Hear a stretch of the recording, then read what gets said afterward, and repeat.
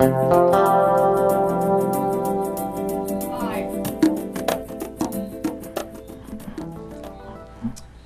I'm Dr. Russel Libby, and I welcome you to the world of medicine. Imagine, if you will, you're at the seashore, standing out looking over the ocean, the glistening swells, the soothing pounding of the waves coming down, the soft, warm sand creeping up between your toes, and the sun, the sun just glowing, basking. It just feels so right. How could something so right be so wrong? The sun is the single most preventable cause of one of the most heinous diseases that we deal with in the world. There's somewhere close to 1.5 million people who will get skin cancer in our country this year. Of that, probably somewhere close to 15,000 will die from it. It's a remarkable disease, and we're going to learn about it in the show today. We're going to learn about, well, the causes, the risk factors that might be in place, what it might look like, what we do when we think someone has it, how we diagnose it, how it's treated. We're going to learn a little bit also about how you might protect yourself, how you might help prevent yourself from getting skin cancer. We have a specialist with us, Dr. Amir Bajoli. He is a dermatologist, and he specializes in a special sort of dermatologic surgery for skin cancer called Mohs surgery. We're going to learn more about that later in the show. And we have a great studio audience. These are folks who have experienced skin cancers. Some have dealt with it quite successfully, some not so successfully, and even tragically. But I want to start with you. I want to find out, did the sun have anything to do with your cancers? I would imagine it did, because I used to drive over the road in Pennsylvania with my arm out the window, and then I ended up down here, and they were going to do an operation on me for a hernia from lifting pianos. And when they get in there, I had chemo, and I've been through chemo 5 times. I've had it now 15 years I've had it. So let me go back. What kinds of skin cancers have you had? CLL. CLL? Yeah. Which is? Well, Tom's had chronic lymphocytic leukemia, but okay, he's had leukemia. Oh, you've had leukemias too. Yeah. Okay, I'm sorry. Was thinking the wrong way. But you've had squamous cell, basal cell, melanoma, you name it? Yes, I've had them all. You've had them all. About 30 tumors removed by Dr. Bajoli. Wow. And how old were you when you had your first? Do you remember? Well, 78. Okay. So you were able to at least enjoy a long time, well, without worrying about the sun too much. No, I never did like the sun. I never was one to lay out in the sun at all. All right. So we have someone with all the major forms. Did the sun have much to do with your cancer? I think absolutely. Yeah. My complexion, my ethnic background, and the fact that as a child I grew up at the beach a lot. Yeah. Spent a lot of time at the beach. And what kind of cancer was that? I just had basal cell carcinoma. Okay. How long ago was that diagnosed? This past summer. Okay, yeah, so it's recent. I had Mohs surgery. Okay, well, we're going to hear about the Mohs surgery too. Do you think the sun had much to do with yours? I'm sure it did. Yeah. I did the beach and the sun and the sand through the toes. That's great. I did that. And you have survived what kind of basal cell cancer? Basal cell cancer. And how long ago was that? 2003. 2003. Is when I started with the doctors. Okay, good. And you've had skin cancer? Yes. And what kind? Basal cell. Basal cell. Numerous. Numerous. And when did you first have your, I guess, the first one diagnosed? The first one was probably diagnosed after I met my wife. Mm-hmm. Before that, I didn't pay much attention to the things. And she works now for Dr. Bajoli. Okay. Well, so you were a real regular to the point. So I was a real regular, yes. Okay. Well, I'm glad you discovered what was going on before it discovered you in the wrong state. And you're a survivor? Yes. Yeah. What kind of skin cancer did you have? I guess melanoma. Had a melanoma. I don't know. Dr. Bajoli can tell you more about it than me. But all right. And how old were you when that was diagnosed? Oh, probably early 60s. It's been about 10, 12 years since I started with it. Good. Well, that's a good survival stretch. We're happy to hear that. So, Dr. Bajoli, we've heard about the different types of skin cancers. Now, with almost 1.5 million in our country, how does that break down in terms of frequencies? Yeah, like you mentioned, the most common was the basal cell carcinoma. That's the lion's share of the 1.5 million cases that you pointed out, and that's what we see most of the folks in the audience have had. The second most common is the squamous cell carcinoma, and that has about 400,000 cases in this country. And then the least common, thank God, the least common was the melanoma, because that's the most aggressive, the most likely to be lethal. And we see about 100,000 cases total of melanomas, and about 8,000 deaths every year from melanoma. And I think every single one of those deaths is preventable. And from what I understand, as most cancers are more common as you age, there's something really remarkable about melanoma in terms of the age groups involved. Absolutely, yeah. As you mentioned, the most common is in the with the advanced age, but we're seeing now in much younger age groups. The most common cancer actually in young adults between 25 to 30 is actually melanoma. And it's the second most common in young adolescents and young adults if you go from 50 to 30. So it's definitely on the rise in this country. And I know that it's one of those things that certainly commonly can really strike someone in the prime of their life. And although you weren't the victim, tell us a little bit about your experience with melanoma. Right. Well, Brian Cole and my wife Ashley was diagnosed. She was in that 25-year-old group at 25 back in 1999. She was diagnosed with melanoma and fought it bravely for 3 years through many chemotherapy regimens at Memorial Sloan Kettering Cancer Center, and unfortunately passed away 6 years ago this month in 2002 from melanoma. So, yeah, as they say, it is the most common cause of cancer death in women in that age group, 25 to 35 or so, a remarkable thing. When we talk about these types of skin cancers, there have to be some early signs. Did you have some skin changes that you thought might represent cancers when you were younger? Did anybody ever point those things out to you? No, not until after I had the chemo and all. And then for your leukemia. Yeah, So the leukemia came first. Right. Okay. 15 years I've been with that. Okay. And chronic leukemia seems to go on forever. Forever, yeah. So I mean, you just keep it in a dormant state, and you hope for the best, and Right. and you must be hoping very well. Yeah, and Yeah, then I great. start seeing little pimples here and there, and they would be to the touch.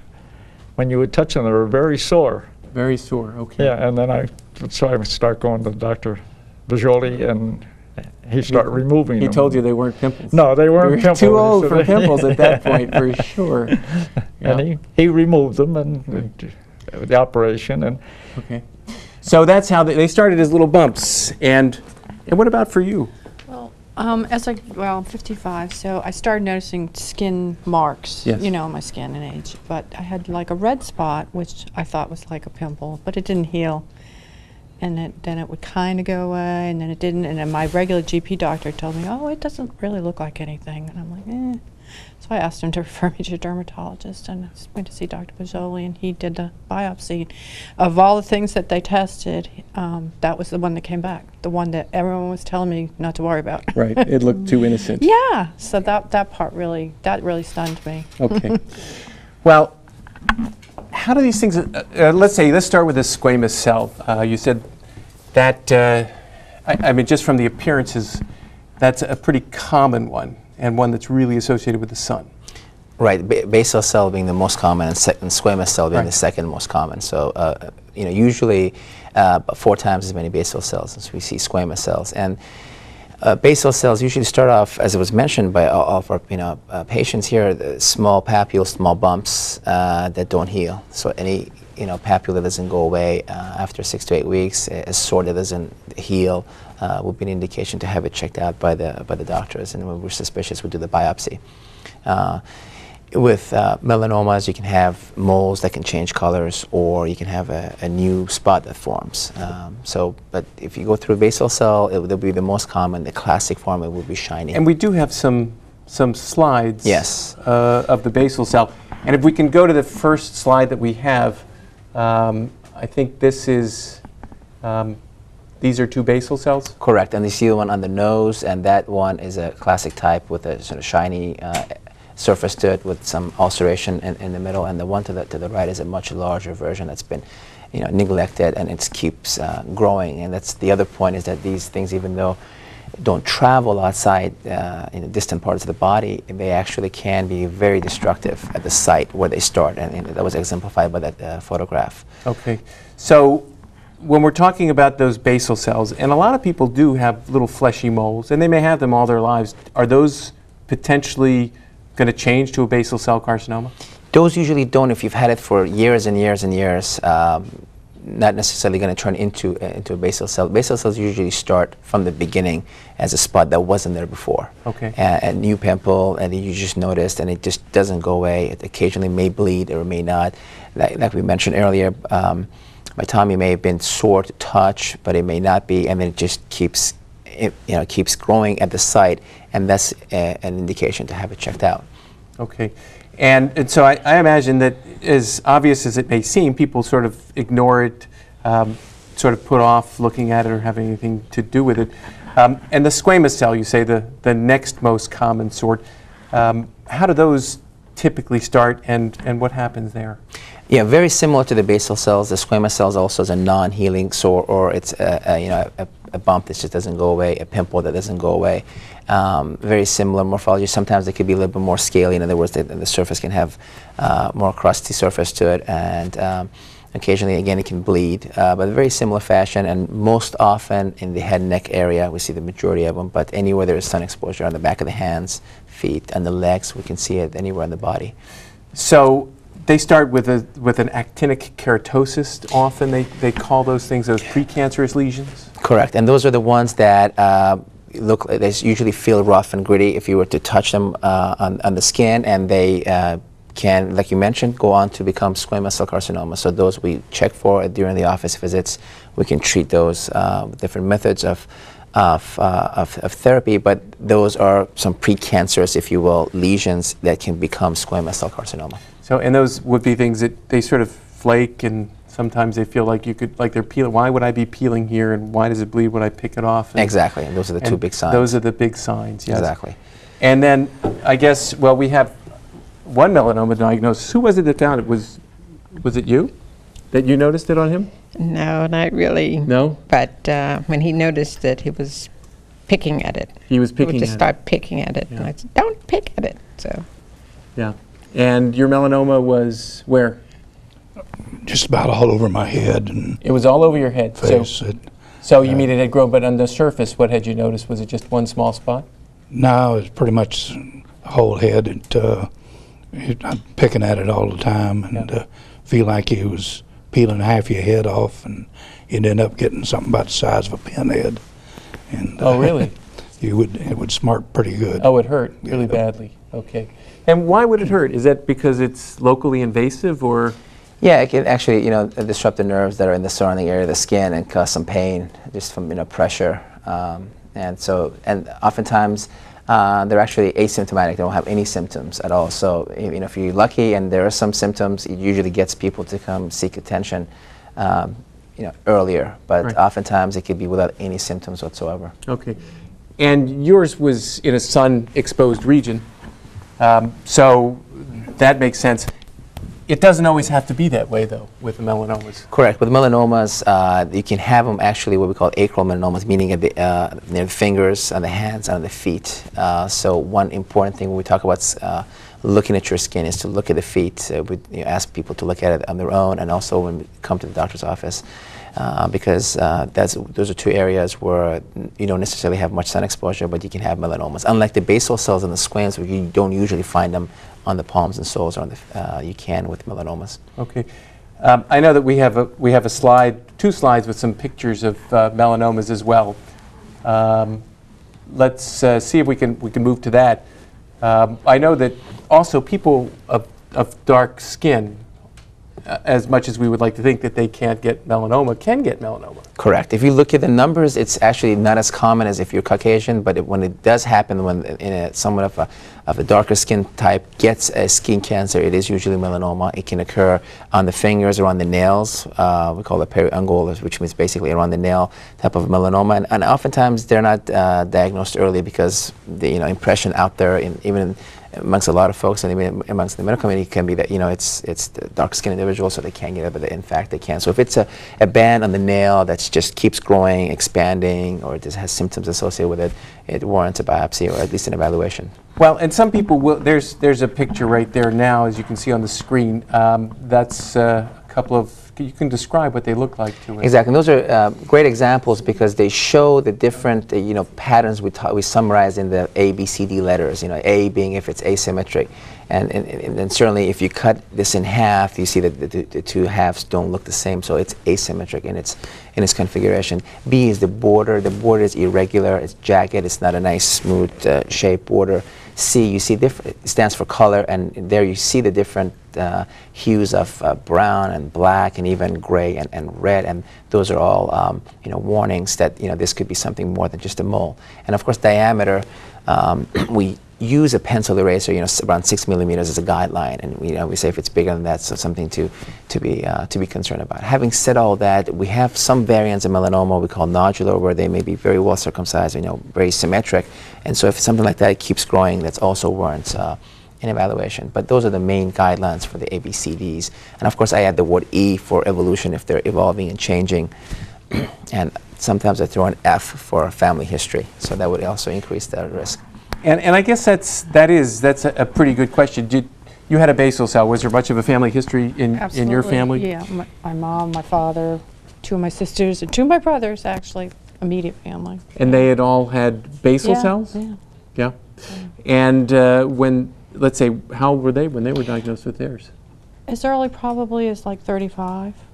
So that was prior to your even Yes. thinking you had a basal cell. I know. I know. Yeah. So it was smacking you in the face, and Yeah, you kept I know. turning your cheek and Well, and I taking asked more. the doctor, and then when he said, I don't know, I just started getting instinct. I was like, I really need to look into this. Because of the family thing's the thing that kind of pushed me over the edge to realize I need to do something about it. And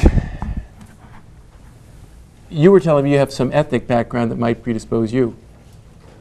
Being Irish? Yeah. With light skin? That's right. That's a... Northern latitude, not the intense sun exposure. You come down here to this latitude, and it's a lot more intense. Right, and it's getting more all the time. I get quite a few. I had just one had been removed here. But it keeps me looking good, though. That's it. Well, it keeps your skin fresh. It pulls it in nice and tight. Gets rid of the wrinkles. Yeah, it does do that. And did you have a family history as well? Anyone in the family who had a cancer? Not that I know of. My Okay. dad always, when he was older, had a spot on his arm, and he never had anything done with it. Mm-hmm. Never had it checked out or anything, and I kind of assumed it probably was, but he never had it checked out. Family history in yours? No, not particularly. No, I think it was more my Scandinavian background and playing ball constantly outside in the summertime with no shirt, shorts, et cetera, et cetera, et cetera, which finally caught up You with should me. wear shorts when you play outside. That's for sure. Yes. So that's blonde hair, blue eyes, that sort of thing? That's it. Yeah. Yep, that's it exactly. And we'll hear some more about those risk factors. Any family history? No, not particularly. No, not particularly. Okay. I've just been out in the sun most of my life and been out in the hot desert and others. So Tell us a little bit about that in the hot desert. I was in the Persian Gulf. You were in the and, Persian Gulf, yeah. I was in Iran for 6 years. I was in the Philippines for a number of years in a hot climate. So you're out there in the service, Right. and well, thank you for being there for us. But in Iran, it got very hot and very dry, so you got a lot of reflection on the sun there. Yeah, and we'll hear a little bit about what the sand can do to that as well. Now, you're Ashley's mom, I'm Ashley's mother. and thanks for coming. Thank you. I really appreciate it. Did you have a family history for melanoma or any other skin cancers? Not melanoma, but I personally have had the basal cells removed. My husband had had the squamous cells removed. Ashley had her melanoma experience, and after she passed, one of my younger sisters also had melanoma in her leg, stage 2, and she's doing very well. Okay. Well, we've heard a couple of trends here. A little bit on the genetics. Is there a genetic tendency for people to get melanoma? Yeah, absolutely. As this is exemplified here, what we see with melanomas, if you have a first-degree relative, that's an independent risk factor for having melanoma in yourself. Having had it once, of course, is also increases your chance of having it a second time.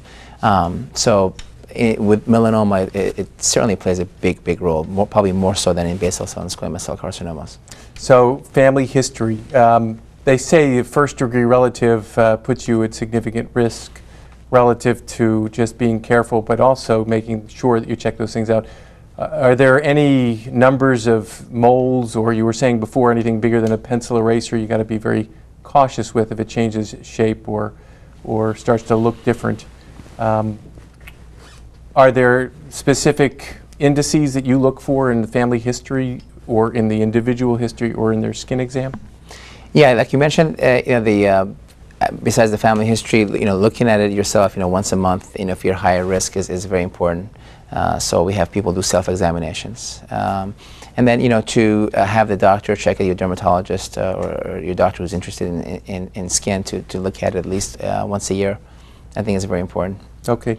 And with skin types, we have those nationalities, Scandinavian, someone who's from a northern clime, Irish, light-skinned.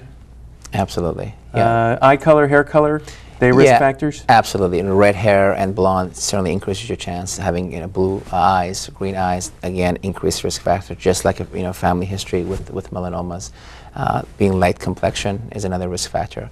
And then when you go back to exposures and having blistering sunburns as a teenager, having outdoor summer jobs, if you actually look at the data, 3 or more outdoor summer jobs would increase your risk as a teenager, increase your risk also for melanoma. So those are the big ones in terms of dealing with melanomas, and they also apply for basal cell and squamous cell carcinomas. So all of those cancers are going to be more common in the fair-skinned people. In the fair-skinned people, and if yes. you have a genetic history of someone, in a first-degree or even second-degree relative with significant skin cancer, you have to be extra careful. Absolutely. As a pediatrician, I know that I like to tell my patients when they come in, everybody's worried because lots of people have birthmarks. Most birthmarks are, I guess, 40% are there when you're born, and the rest sort of show up over the subsequent years or something like that. And I will often say, just get a millimeter ruler, put it next to the birthmark, take a digital picture, put it on your computer. At least have a record. That way, if you think it's changing, instead of panicking, you can just take another picture and put it next to it and take a look and see. And if it is, then it's something to be concerned about. And I know you bought this body mole map, which you might just tell us a little bit. It comes from, I guess, one of your certified organizations. This is from the American Academy of Dermatology. Basically, it's a guide to have for patients to follow their moles, so you can diagram them. And it also points out the areas you can, your back and the sides, back of the legs to check with mirrors and areas that we don't usually think about in the lower back.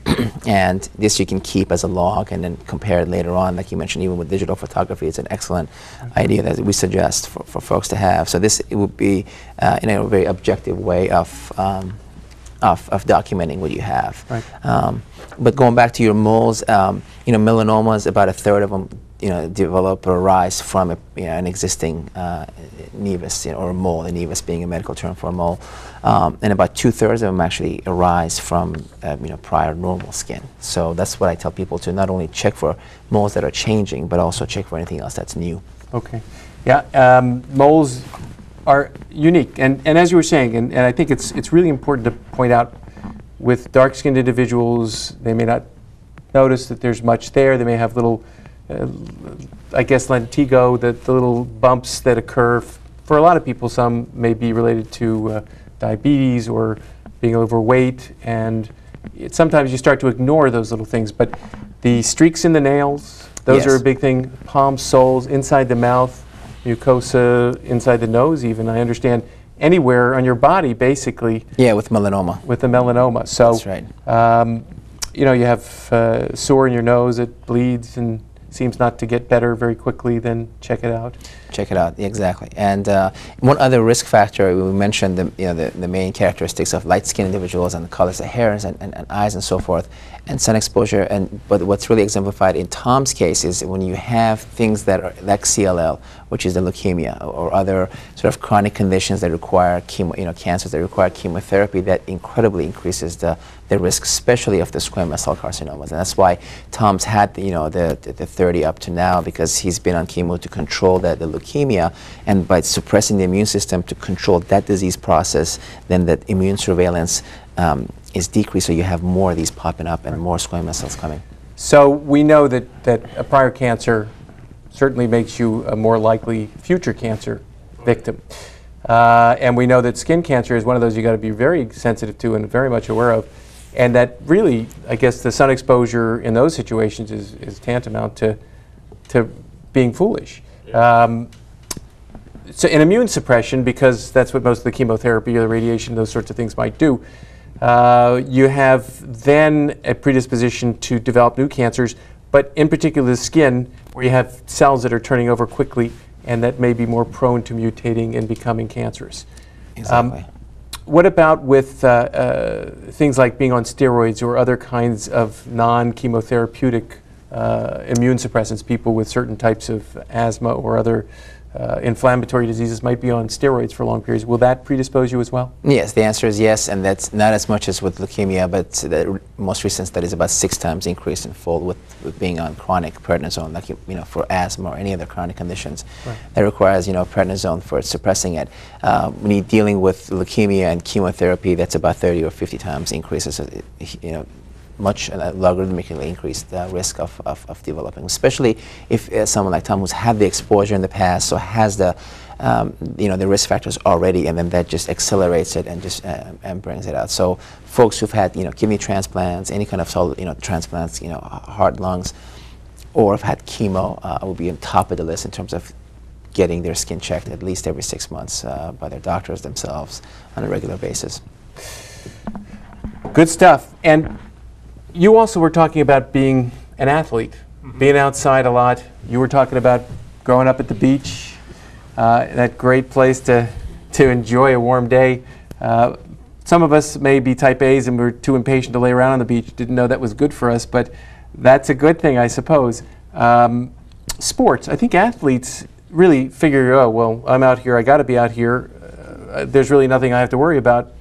But there are so many sports that are played through the midday. I mean, baseball, soccer, track and field, I guess. Most of them are outside. Absolutely. Runners, they're rarely going to be running, at midnight. Some will, but most will be out there during the day. Yeah, so what we tell people is to be sun smart, and absolutely, and just sun protective clothing. I think hats are very helpful, and with the sunscreen, and applying it, and before you go out, half an hour before you go out, and then reapplying it every hour or two. I think it's very important. So, we ask people, definitely enjoy yourself. Sports, you can still go to the beach, but be smart about it. Go for the shade. Right. No such thing as a safe, tan, and so forth. And we'll talk more about how to look at putting a sunblock on and how people might really be careful about what they do with it a little bit later as well. So we have prior cancer, genetics, immune suppression. We have, I guess, skin type, ethnic background, eye color, hair color, and now we have some at-risk recreational activities, and at the same token, farmers, fishermen, people who are out there in the sun every day, baking, and then you have, of course, teenagers who think that a tan is beautiful. In fact, the Academy of Dermatology used to have a poster of the poster child for skin cancer was a beautiful girl clad in a skimpy bikini on a sunny beach. Exactly, and that's a very good point. And one other thing I want to add, Russ, to your list is also tanning salons. It's become more popular, which also will be an increased risk. And one other point on the ethnicity, it's we divide these groups into skin types. We have numbers 1 through 6, and 1 being the very light complexion, like most of the folks here are, and more importantly even than that is your ability to tan, or if you're going to burn when you're exposed to the sun. So if you are the type that always burns, we call that a type 1. That's really the highest risk because there's no chance of any tanning. Versus when you go to the end of the scale, class 6, where those are folks who always tan and never burn, the risk goes down. Okay. So that's another point. So people usually know when they go out in the sun, what's the first thing that happens. If you burn majority of the time, that also puts you at a higher risk. Okay. So, and those, you hear more and more, those blistering burns in your childhood really are cumulative, and they are not things that your body forgets. Exactly. Skin has memory. Yeah. It's a very frightening thing. Let's talk a little bit about ultraviolet radiation, since that seems to be what we're worried about from the sun. I know there are 2 types. There's UVA and UVB. Tell us a little bit about the difference between them and which one seems to be more responsible for some of the problems that we encounter with the skin. Sure. The UVA and the ultraviolet A, it basically refers to the type of wavelengths that we have that comes from the sun. And so UVA are the longer wavelengths. They can penetrate a little bit deeper. They usually cause most of the aging process, wrinkling, the sun damage that you see from UVA. UVB, think of a B as burning. Those are the ones that have type of wavelengths that can cause a lot of the skin cancers. So majority of what we deal with in terms of cancer is UVB related. Just think of B as burning, and UVA causes a lot of the reactions in terms of drugs that cause photosensitivity reactions, and also in terms of premature aging and wrinkling of the skin. A actually goes through your windows, goes through your windshields in your car. So if you're sensitive to the sun, that's not going to be good enough to protect it. So those are the main differences. Right. So, and you were talking before about just driving, and the fact was that with your arm out the window. With your arm out the window, you didn't like the air conditioner.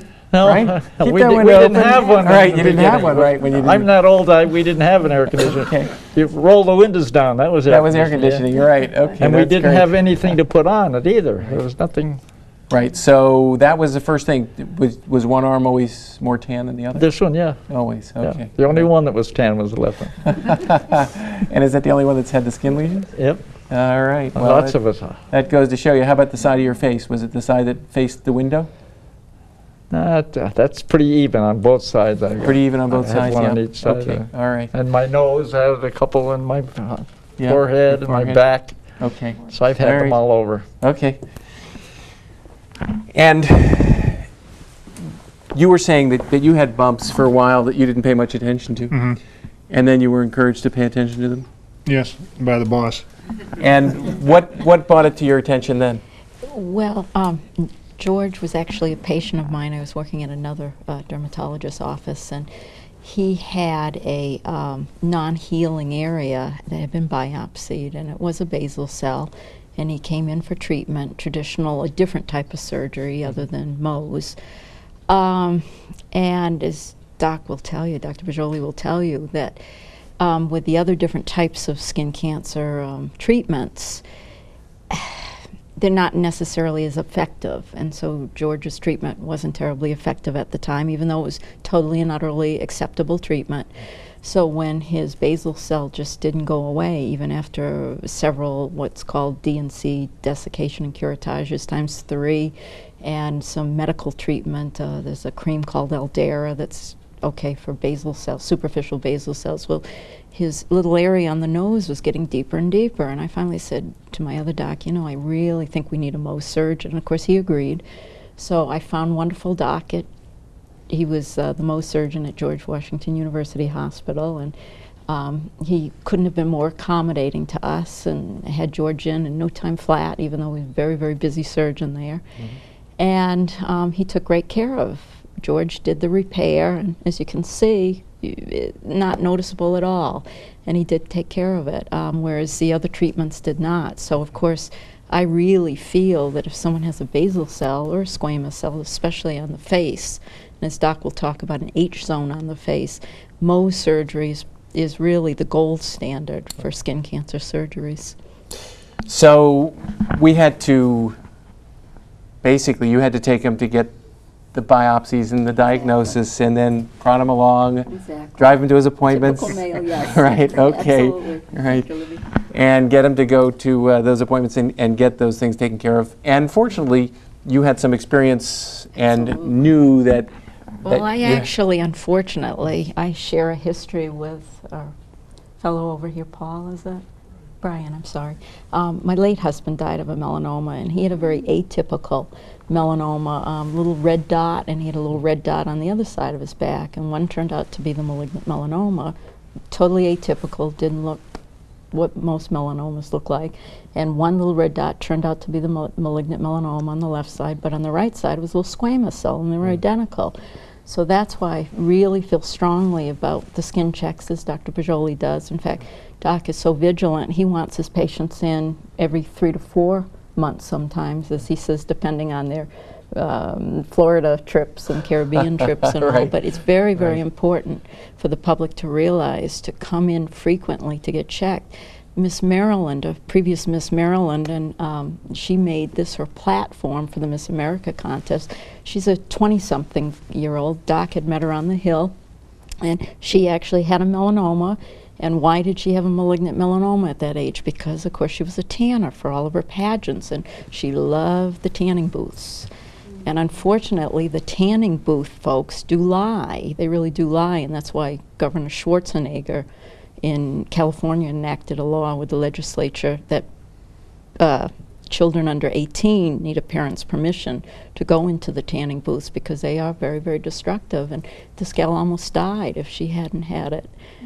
So that's why I feel very, very strongly about tanning booths. Yeah, well, and I think that certainly it's a remarkable fallacy that people think that, well, it's not the sun, but I'm getting tan. Exactly. If it causes your skin Exactly. to burn, if you can feel it like that, it's causing some There's damage. no such thing as a healthy tan. Exactly. There's absolutely no such As thing you as a said, healthy there's no such thing as a healthy tan, and the UVB rays are the ones that are going to give you that transition, and that's what's going to burn you. And if you're getting a burn, you're setting yourself up. How old was? My late husband was Yes. 51 when 51 he died. Yes. when he died, And okay. if I hadn't been in the field, I wouldn't have even recognized that it was a skin cancer. Yeah. And we thought we had caught it early. It was barely a stage 2, Right. and unfortunately he passed away. And then of course along came my second husband with his basal cell, but at least it's not a melanoma, thank goodness. So. Well, is it the skin type or the potential to do some good? In my late for you? husband's Right. case, it was a skin type. Yeah. He was Irish background, Irish American background. He used to run. He was a military fellow, and he used to run without a shirt. He just felt good. The sun makes people feel good, does. and of course that's why they sit out or they go to the tanning booths. As you know, as a physician, there's that disorder called SAD, seasonal affective Affective, disorder. And in the winter, people are sad or depressed because the lack of sunlight. I guess I'd like to add, too, that people will say, but, oh, I need to sit out in the sun for my vitamin D production. And as people know, vitamin D is essential for good, healthy bones, for calcium production and healthy bones. But as Doc will tell you, it is absolutely not necessary to sit out in the sun. You can take a supplement. Right. Take a D3 supplement, Right. and you don't have to worry about that. Yeah, and in fact, there have been a lot of recommendations about vitamin D lately in the news, just because I guess the minimum daily has been increased a bit to, I guess, 400 international units from what it was prior, somewhere around 200 before that. I think, too, now there's a simple blood test now to diagnose this vitamin D deficiency, and it is absolutely rampant, but no one is recommending to sit out in the sun for 20 minutes or 30 minutes or an hour anymore. They say just take a supplement. It is absolutely okay. And we know that calcium is so important, and it is essential for that absorption of calcium. Brian, I want to hear a little bit about what you all went through with Ashley. I know that it hits just so to the heart when someone dies, really 29, just sort of imagining what the future is going to be and that they're finally capable of achieving things in a very meaningful way. Did she have anything? Who noticed her lesion in the first place? Well, I believe that she saw something in the mirror. She had about a nickel-sized mole. It was black, right on her back right shoulder blade. And I still think about it a lot, even 6 years or 9 years later from the diagnosis that we didn't really notice. We went out to California, we went to the pool, we hung out. Obviously, I probably saw some, but we didn't think anything of it because, you know, at 25 years old, we don't know anything about melanoma. We don't know that skin cancer is there that can really hurt somebody and kill somebody. So we saw that. She went in, talked to her doctor, very similar to another story. He said, I don't think it's anything, just keep an eye on it. 3 months later, it was diagnosed as melanoma. They thought it was all taken care of, but then they realized that it wasn't. So she had to go through the sentinel node biopsy, through a lot of surgeries, interferon for 1 year. But she saw it, and the doctors saw it, but by the time we noticed, it was too late. So we always wonder what could have happened if we saw it earlier. So had that mole been there through her entire lifetime? I think it had been there for a while. I'm not sure when it got to the point that it became dangerous for her, but it was something that she had lived with for a while. Right. It wasn't there at birth then? Not at birth. Because we do see large birthmarks on kids. So she had this there for a number of years prior to ever getting it biopsy. What you said that somebody looked at it and then 3 months later, did it change in that 3 months? I think it just became more of a concern. It was very black. Yeah. It was about the size of a nickel. It just didn't seem right, and it was uncomfortable, and she was obsessing about it, looking at it every day. We were both looking at it every day. He said, let's get it taken care of, and we did, and that led to a whole new life for us. And the initial surgery was one to remove the lesion itself, but did they notice anything on the borders, or was it something they discovered later on that there were other sort of metastases, or that it had spread prior to them checking it? At the time they did the biopsy and they realized it was melanoma, they didn't get it all. And then she went back in and got it all removed, and then they did the sentinel node biopsy of the lymph node system, and at that time they didn't think it had gone anywhere else. She went through a treatment for a year. She was free and clear for a year. We got married. She was a kindergarten teacher here in Fairfax County, and then she had a regular checkup with a PET scan, and they said there were spots on her lungs, and there are other spots throughout her body that needed to be treated. So the first time, pretty localized to the back, so we believe. And so you went through some real deep sadness through all of that, and she expired. She did not survive that second recurrence there. Right, it came with a vengeance, we say. And you took it to heart, and you took it to task and created a little foundation. Yes, we're very proud of that. It was just an idea for a person I worked with. They said, hey, why don't you honor her memory with a foundation. I said, I don't know anything about that, but okay. And we started the Ashley Fisticole Foundation the day she passed away, October 8th, back in 2002. And we've been going strong for 6 years. We thought it would just be a fundraiser or two. And now, 6 years later, we've raised almost $250,000 for different research programs for melanoma. We've started the first and only melanoma support group in the Washington, D.C. metropolitan area, run by the Life with Cancer organization for Inova Health Systems, free of charge to the community for anybody who has melanoma and their family and their friends who want to come in. We've supported research, and we've gotten into health fairs. We've handed out probably 50,000 sunscreen packets to people. Fantastic. So. And I know it's interesting, but you have sort of brought new sunshine into his life, but a safer sort?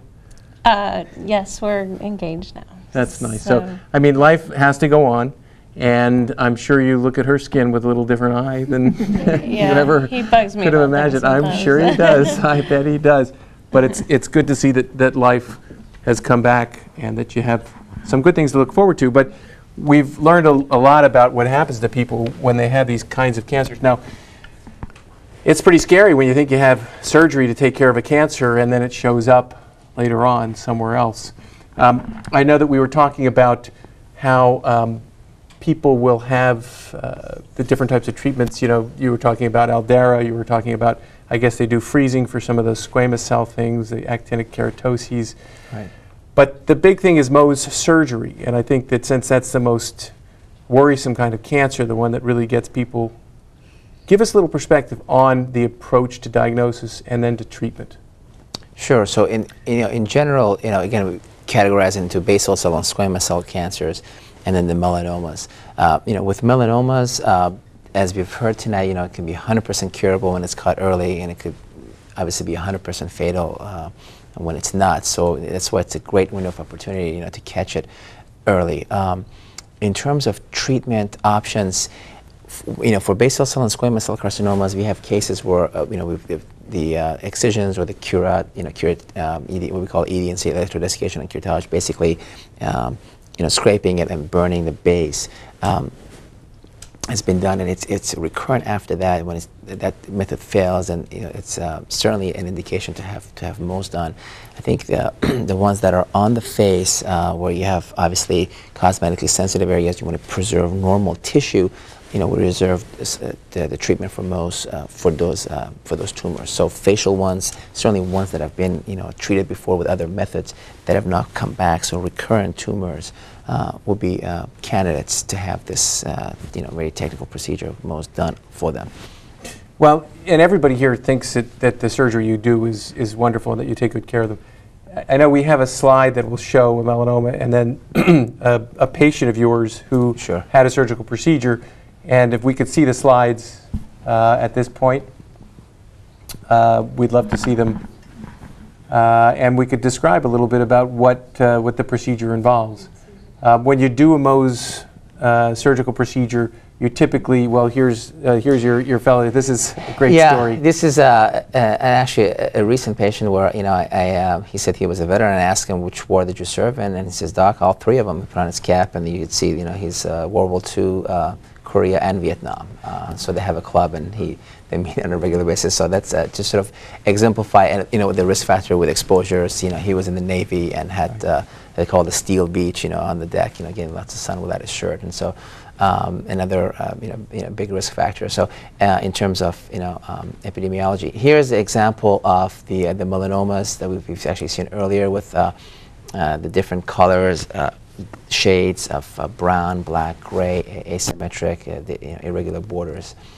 More examples. The one on the right is actually on the plantar surface on the bottom of the foot, and that's just to show that can certainly happen. To look for that. And then this is one. Yeah, this is a squamous cell carcinoma that's been removed.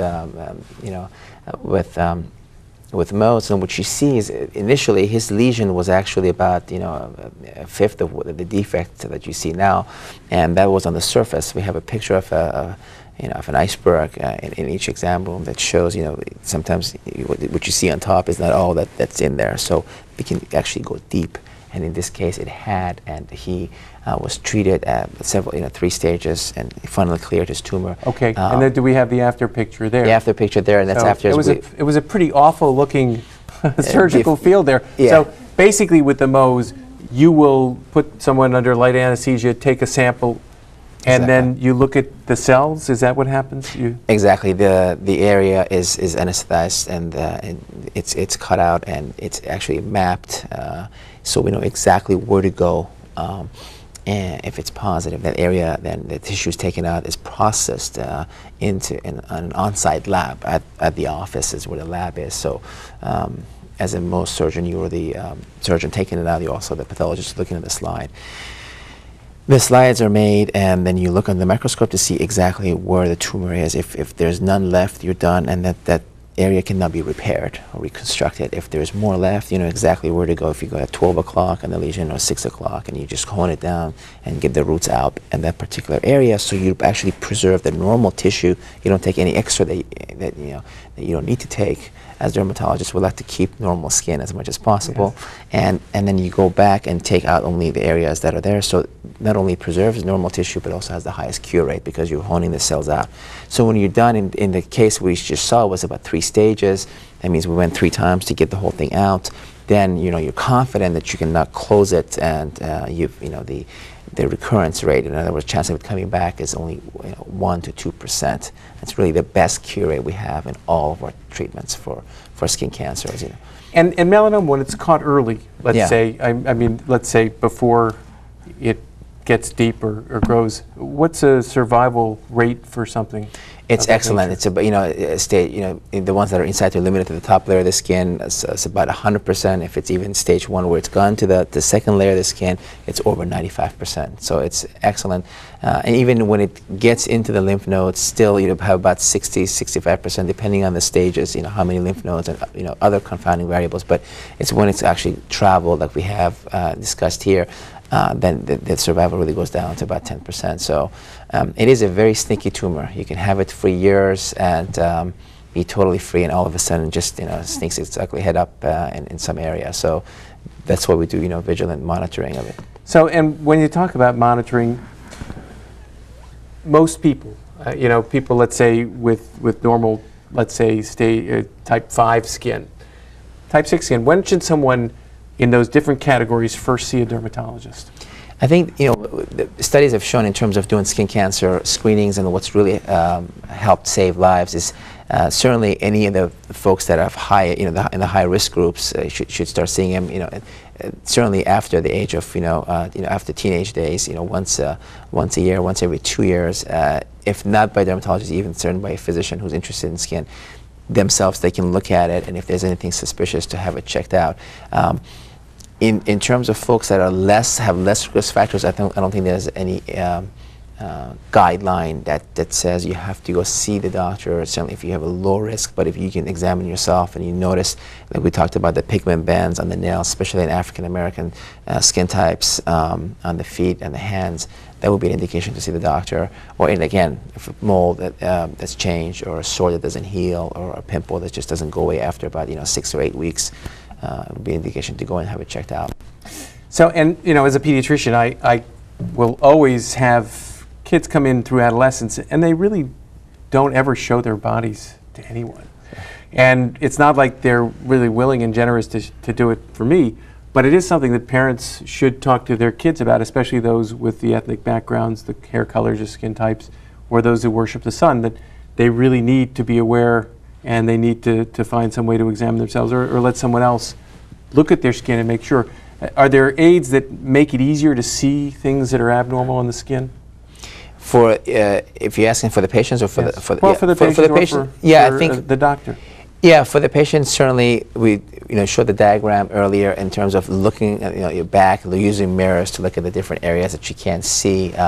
That's very helpful. The suggestion we had with taking pictures, I think is fantastic, because that can be compared, and you can look at that over time. And then at the physician's office, absolutely, we have now instruments, one called dermatoscope, which basically allows us to really examine. It has a light and a magnification and a couple other features which allows you to really look in deep and examine the moles. And of course, if there's anything suspicious that the instruments are telling us, or our eyes, we just go ahead and do a simple biopsy to get the results. Okay, and biopsy can be a scrape, it can be actually a punch, it can be a little slice, it can be anything of that nature. Exactly. Most often we do a shave biopsy. If you're worried about a melanoma, we may do a punch, like you said, but they're all pretty straightforward, quick, pain-free now with the medical miracle of lidocaine. Right. So it's pretty straightforward and easily done in the outpatient office. Right. And you had all those lesions, and I'm sure you still get the freezing treatments. Did they use the liquid nitrogen spray on your skin to try to just freeze things before they become anything else? I've had that. It didn't work. Didn't work. No. Yeah. You got to be careful with that. Yes. Yeah. So if you're using the liquid nitrogen, what seems to be everybody's favorite first try. Yeah. Oftentimes, when my patients are seen by their regular dermatologist and they've tried the freezing and it's not working with their primary care doctors, and they feel like it's something an additional step needs to be taken, they usually have a biopsy done, and we certainly, if it's a skin cancer, we take care of it either with Mohs or other methods, right, if it's on the rest of the body. But I think freezing works great for some of the precancerous ones, and it's a very effective treatment. But once it's just not going away after 1, 2, or 3 sessions, then it's a red flag that something else may be the diagnosis. Okay. Good. Do you still go to the beach at all? I do. You do? But I wear sunscreen all the time and hats and stay in the shade. Okay. So, well, yeah, let's. So you stay in the shade. So do you avoid? They say the do. strongest rays of the sun, the time to be out of the I sun. don't go out at noon, yeah. What's but the time? I think usually in the afternoon. 10 to 4, they say, stay out of the worst. sun if you But can. it's Dr. Vigili was saying, I really think most of my problem was from my childhood. I remember having blistering sunburns, you know, as a child, and we never put sunscreen on. Right. Actually, we did even more horrendous things like Right. purposely lay out with baby oil on and Aluminum foil, reflectors, all that good stuff. Yeah, let's So, make you sure know, that we get I cancer when we know. grow up. I- Okay, well, yes, that's it. We didn't know. Yeah, Right, you didn't yeah, know. yeah. You didn't know. So. Well, and I think it's worth making sure with sunscreen, certainly you have the SPF factor, which basically you should start with 15, forget about the 4s and the lower numbers. Yeah, I mean, for, you know, throughout the year, I think SPF, certainly at least 15, would be fine. But if you're going out to the beach, if you're going out to sunny places, you're going to be out for extended period of times. If you're going to be, you know, involved in sports or going outside where we have a lot of reflection, like from the sand, about 25% reflection, and even more from the snow. It's about 75% of it gets reflected. Then I would certainly use at least number 30. Or above. And the key thing is not so much the number. We want to certainly have a minimum, but it's to apply it before you go out and just reapply it when you. So, you know, I tell people don't leave home without it. Right. If you go So, out. and that's it. You're out there, you're doing things, you go swimming, you towel off, you can take a lot of it off.